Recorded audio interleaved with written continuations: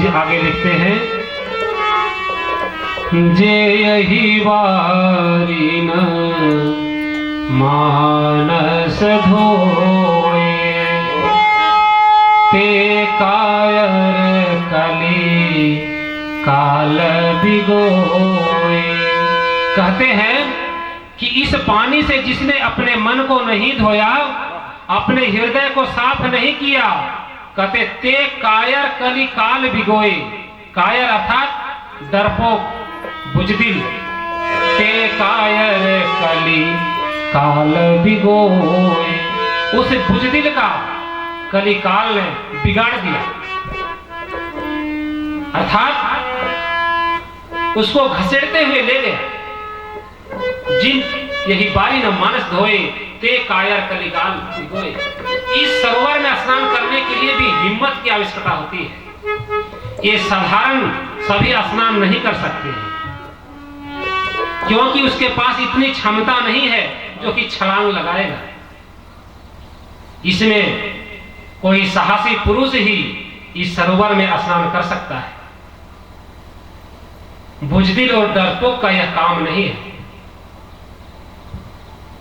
जिन्होंने इसको प्राप्त किया, इस अमृत तुल्य जल को जिन्होंने प्राप्त किया, अमृत तुल्य ब्रह्म को जिसने प्राप्त किया, वह संसार के सभी विषयों को त्याग कर दिया, संसार के समस्त संपत्तियों को त्याग कर दिया, घर बार सब त्याग कर दिया, बेटा पुत्र पति पत्नी सबको त्याग कर दिया।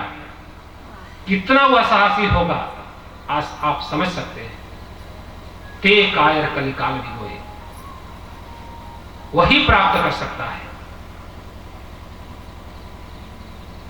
आगे कहते हैं, जिन हरि कथा सुनी नहीं काना। कथा चल रही है, श्रवण रंध्र ही भवन समान। कहते कि जिन हरि कथा सुनी नहीं काना, जिन्होंने अपने कान से हरि की कथा नहीं सुनी, कहते हैं श्रवण रंध्र ही भवन समान, कि उसका कान सांप के बिल के समान है, सांप का बिल के समान है, छेद तो ऐसे पड़ा हुआ है। श्रवण रंध्र ही भवन समान, नयन ही संत दरस नहीं देखा, नो लोचन मोर पंख समलेखा। जिन्होंने अपने नेत्र से संतों का दर्शन नहीं किया, उसका नेत्र क्या है? उसका नेत्र मोर के पंख के समान है। मोर के पंख में एक नेत्र छिपा रहता है, बड़ा सुंदर नेत्र रहता है। मोर के पंख में आंख के समान एक चित्र छपा रहता है। वह उस चित्र से क्या दिखाई पड़ता है? नहीं दिखाई पड़ता। इसलिए कहा गया है, लोचन मोर पंख समलेखा, उसका नेत्र मोर के पंख के समान है, बेकार है, अर्थात बेकार है। आगे कहते हैं, ते सिर कटु तुमरी समतूला, जे ननमत हरि गुरुपद मूला। उसका सिर कटु तुमरी समतुला, उसका सिर क्या है? तित कदुआ के समान है। तीता कद्दू कोई खाता है क्या? कोई सब्जी बना के खाता है क्या?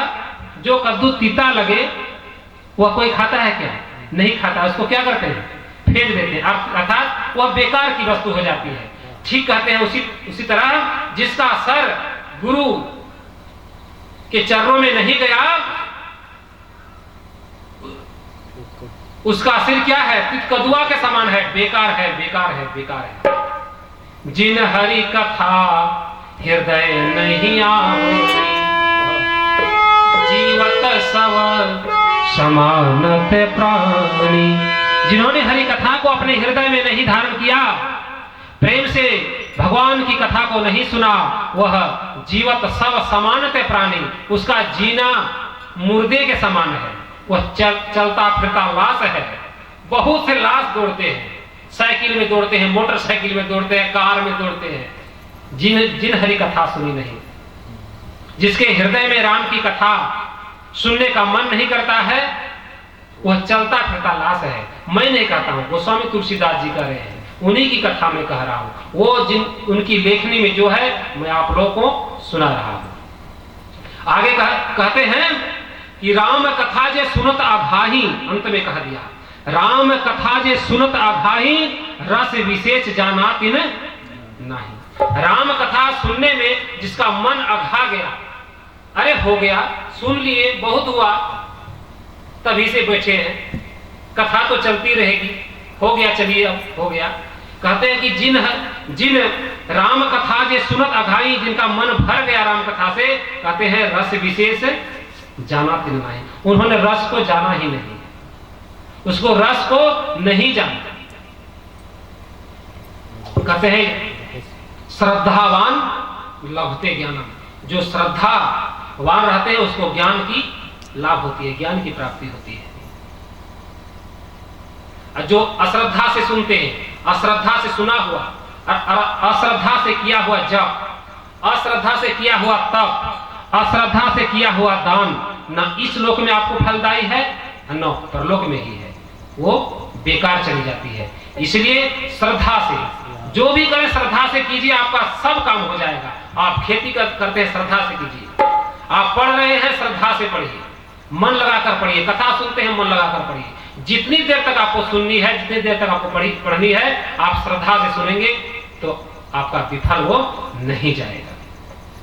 आगे कथा आती है कि एक बार शिव जी कथा सुनने के लिए जाने को तैयार हुए। कहां? कुंभज ऋषि के यहाँ, अगस्त ऋषि के यहाँ। कब? त्रेता युग की बात है ये, त्रेता युग की बात है। एक बार शिव जी तैयार हुए कथा सुनने के लिए। हम लोग कैसे कथा सुनने के लिए तैयार करते हैं ना, कि चलो हमको जाना है, तो तैयार हुए कैसे? उन्होंने अपने जटा को बांधा, पहले अपने जटा को कस के बांधा और सती से बोले कि चलो। सती जी बोले कहां जा रहे हैं आप? तैयारी कर रहे हैं, अपने जटा को समेट रहे हैं। बोला कि कथा सुनने जाना है। सती जी कहती कथा सुनने? कहां पर, किसके यहां जा रहे कथा सुनने? बोले अगस्त ऋषि।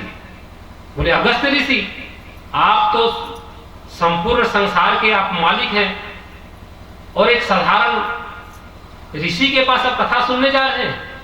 उनको घमंड हो गया। सती को क्या हो जाता है? घमंड हो जाता है। तो जब पति चल रहा है तो उतना वो नहीं कह पाई, लेकिन अनमने ढंग से वो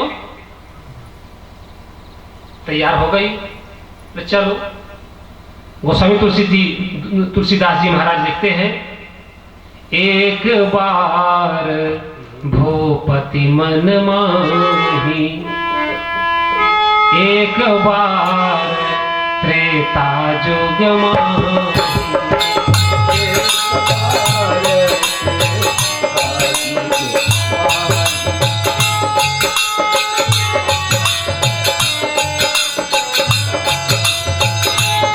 हो गए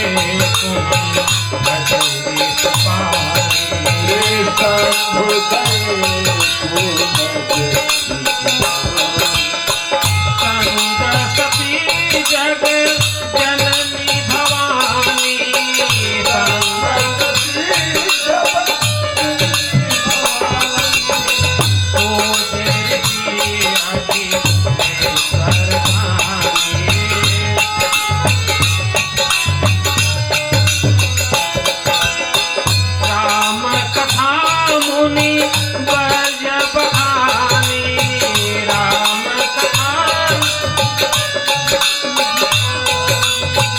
सोनी महेश परम सुख माने,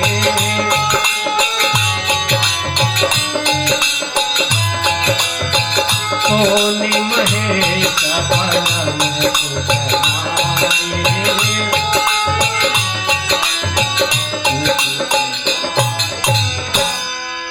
एक बार त्रेता युग माही, शंभु गए कुंभज ऋषि पाए। एक बार शिव जी त्रेता युग में कुंभज ऋषि के पास कथा सुनने के लिए गए। देखिए शिव जी ये नहीं देख रहे हैं कि श्रोता कौन है और वक्ता कौन है। शिव जी तो ब्रह्मांड के मालिक है समझिए तो। और एक साधारण ऋषि के पास कथा सुनने के लिए जा रहे हैं। कथा के प्रति रुचि का होना ये गोविंद कृपा के बिना असंभव है।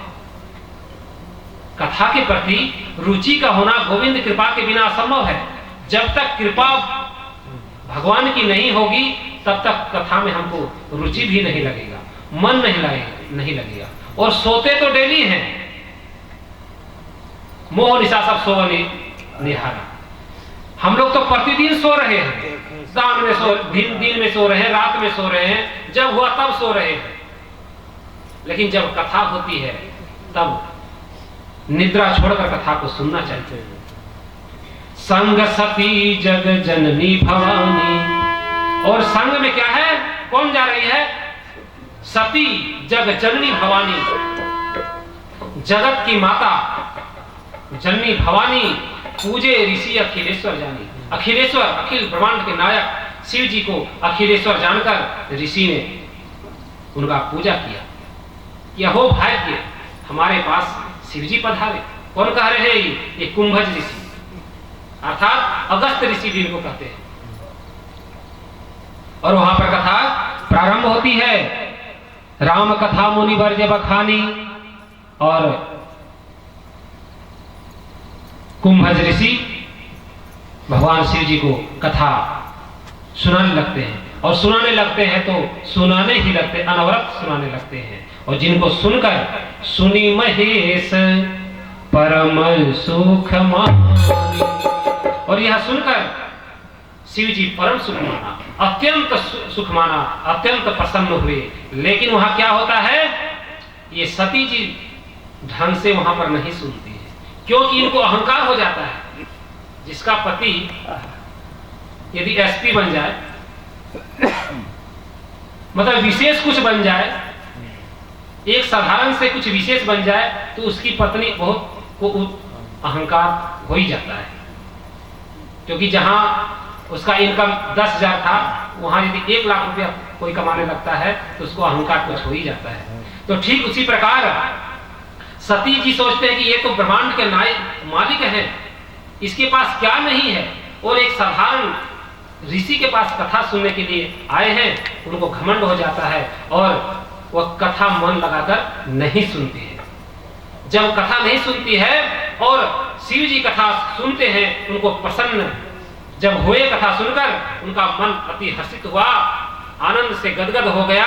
उसके बाद मुनि से उन्होंने विदा मांगी। कौन?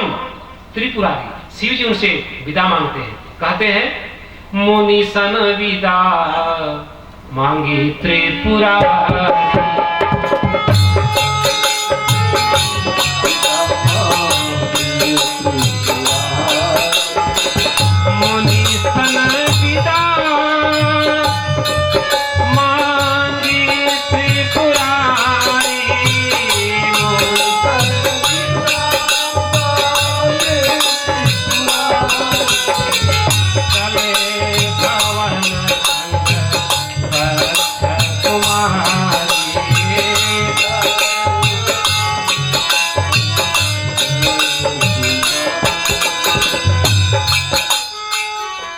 मुनि सन विदा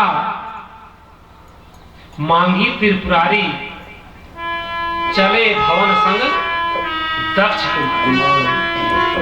अब देखिए, जब इधर से शिव जी और सती जी जब दोनों जा रहे थे, तो गोस्वामी तुलसीदास जी के लेखनी में देखिए कितना सुंदर भाव है और कैसे लिखते हैं। जब जा रहे थे कथा सुनने के लिए, तब सती जी को कितना आदर सूचक वाक्य का प्रयोग किया गया, शब्द का प्रयोग किया गया है। लिखा है कि संग सती जग जननी भवानी। कथा सुनने के क्रम में, जब कथा सुनने के क्रम में, जब कथा सुनने के लिए जब जा रही है सती जी, तो उनको कितना आदर सूचक शब्द का प्रयोग किया है। कहते हैं संग सती जगत जननी भवानी। और जब उनको कथा में मन नहीं लगा, और जब उधर से आ रही है तो वहां पर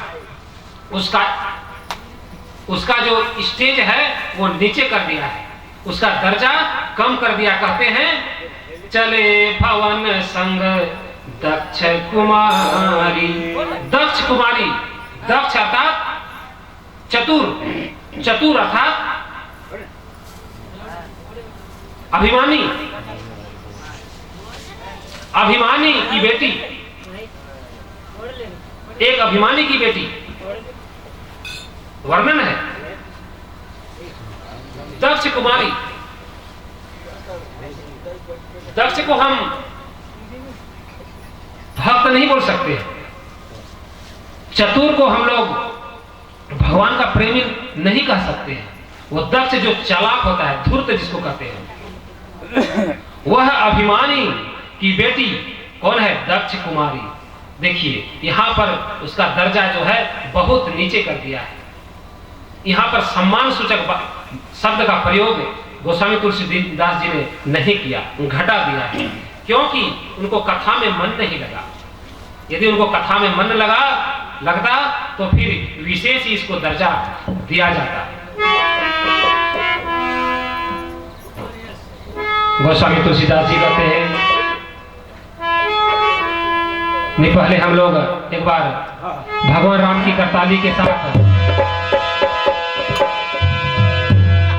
क्योंकि हम लोग को नींद आ रही है तो नींद को तोड़ने के लिए थोड़ा सा हिलेंगे डुलेंगे तो हमारी नींद भाग जाएगा।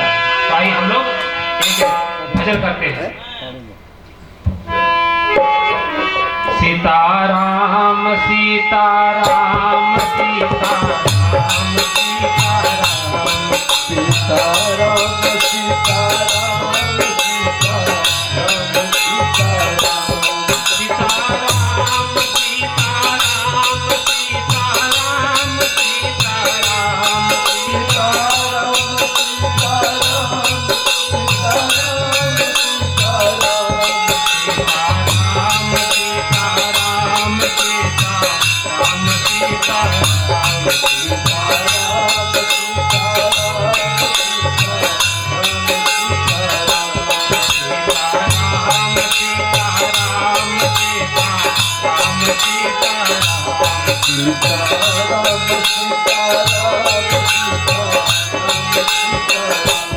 भजमन राम राधे श्याम सीताराम सीताराम भजमन राम सीताराम सीताराम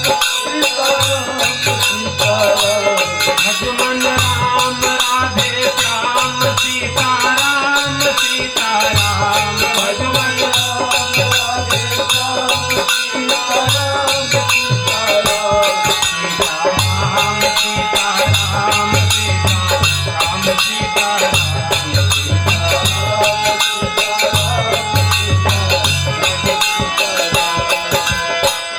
यह जो सुंदर नाम है, यह सुंदर नाम है, यह भवसागर से पार लगाने वाला सुंदर नाम है।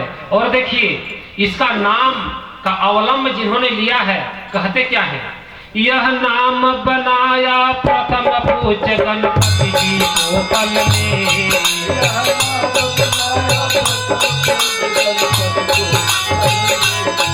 यह नाम बनाया प्रथम पूज्य गणपति जी को पल में।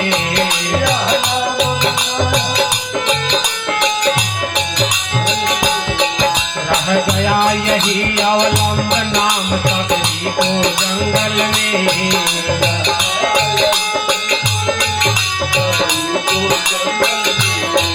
रह गया यही अवलंब नाम सबरी को जंगल में।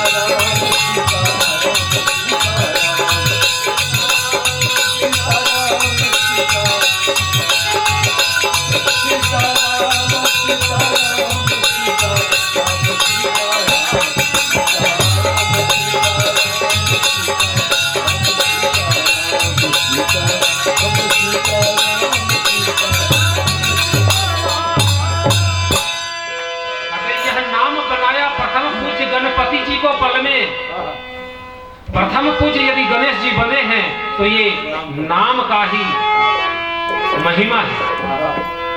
और रह गया यही अवलंब नाम सबरी को जंगल में उसका कौन था? जंगल में उसका कोई नहीं था। एक नाम का अवलंबन लिया तो वह इस संसार सागर से पार उतर गई। नाम का, और नाम क्या? यही सीताराम सबका बेड़ा पार किया। यह राम का नाम का अवलंब जिसने लिया, जो लिया सबका बेड़ा पार किया और कहां पहुंचाया? हरि का धाम पहुंचाया। आगे कहते हैं बजरंग बली के बल में इसकी महिमा भारी है।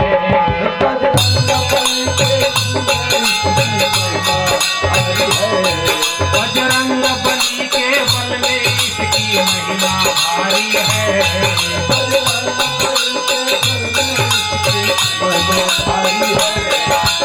और विभीषण को भी यही बहुत प्यारी है।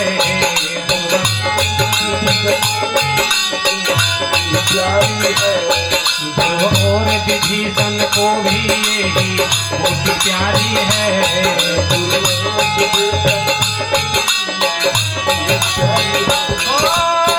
नारद के बिना पर बजता, नारद के बिना पर बजता, नारद के बिना पर बजता, नारद के बिना पर बजता, यही सुंदर नाम सीताराम।